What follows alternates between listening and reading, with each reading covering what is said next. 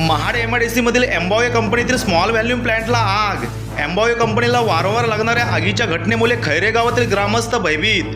आगीच्या घटनेमुळे भयभीत झालेल्या खैरे गावातील ग्रामस्थांना कंपनी कर्मचाऱ्यांकडून धक्काबुक्की व हेल्मेटने मारहाण केली असल्याचा ग्रामस्थांचा आरोप। महाड एमआयडीसी मधील एम्बॉय लिमिटेड कंपनीमध्ये गुरुवार दिनांक 26 फेब्रुवारी रोजी दुपारी 2:30 ते 2:45 वाजताच्या सुमारास स्मॉल व्हॅल्यूम प्लांटमध्ये मेथिडिनॉल प्रॉडक्टचे मॅन्युफॅक्चरिंगचे काम चालू असताना व्हॅक्यूम पंपला इलेक्ट्रिक ट्रिपमुळे मॅन्युफॅक्चरिंग ग्लास प्रेशर होऊन ब्लास्ट झाला। त्यामुळे आजूबाजूच्या डक्ट्सवर रिएक्शन मारा पसरून आग लागण्याची घटना घडली। या आगीमुळे कंपनी परिसरामध्ये सर्वत्र धूर पसरले होते। याआधी देखील काही दिवसांपूर्वी एम्बॉय कंपनीमध्ये वेल्डिंगचे काम सुरू असताना अचानक आग लागली होती।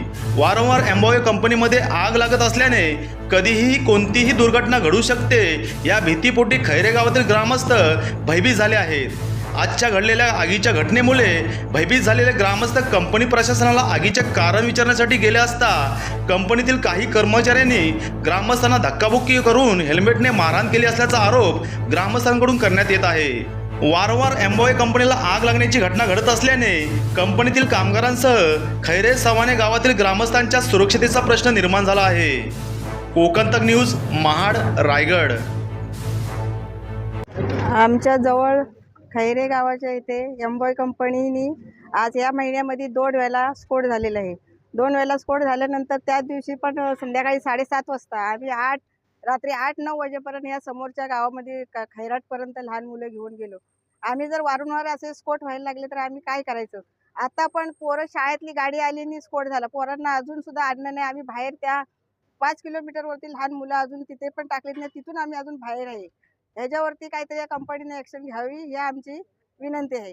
ग्रुप ग्रामपंचायत सवानेच्या हद्दीत असलेल्या एम्बॉय लिमिटेड कंपनीच्या संदर्भात आम्ही या ठिकाणी निवेदन देण्यासाठी इथं आलो होतो। वारंवार घडत असलेल्या अपघाताच्या संदर्भात मध्ये आमच्या गावाला नेहमीचा हा त्रास होत असतो आणि वारंवार आज ही जी दुर्घटना घडून आली ती दुर्घटना खरोखरच जर म्हणावी तशी मोठी होती।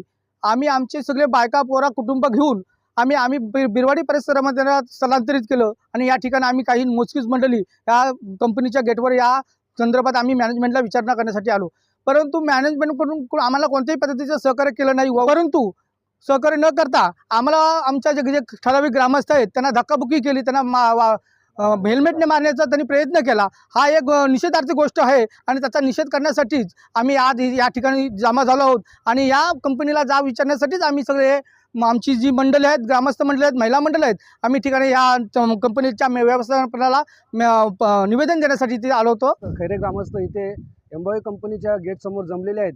त्याचं कारण असं आहे की आज ह्या महिन्यामध्ये फेब्रुवारी महिन्यामध्ये दुसऱ्यांदा ह्या एम्बॉय कंपनीला अपघात झालेला आहे आणि हे अपघात वारंवार होत आहेत आणि आम्ही ग्रामस्थ ह्या अपघातांपासून धोक्यामध्ये आहोत।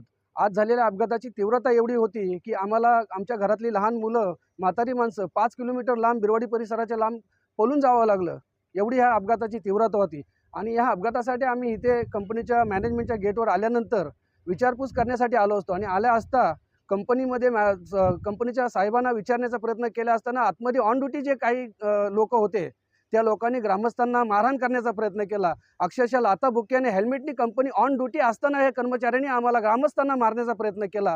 तर ह्याच्यावरती प्रशासन काय ॲक्शन घेणार आहे हे विचारण्यासाठी आम्ही इथं आलो आहोत आणि भविष्यामध्ये असे ॲक्सिडेंट पुन्हा होऊ नये आणि आमच्या जीवाला धोका निर्माण होऊ नये यासाठी कंपनी काय व्यवस्थापन काय नियोजन करणार आहे यासाठी आम्ही ते ग्रामस्थ निवेदन द्यायला आलो आहोत।